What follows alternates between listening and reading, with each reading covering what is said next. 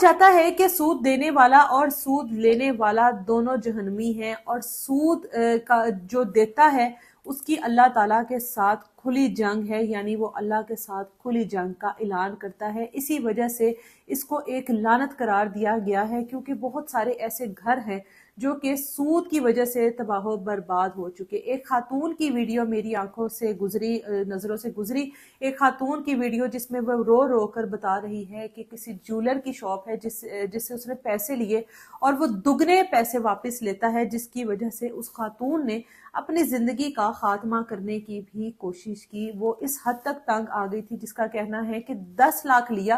20 لاکھ روپیہ مجھ سے واپس لیتا ہے، مجھے بلیک میل کرتا ہے، مجھے تنگ کرتا ہے، اور وہ اس حد تک اپنی زندگی سے تنگ آ چکی تھی، اور اس سود کی وجہ سے وہ اس حد تک بیزار ہو چکی تھی کہ اس نے گولیاں کھا کر اپنی زندگی کا خاتمہ کرنے کی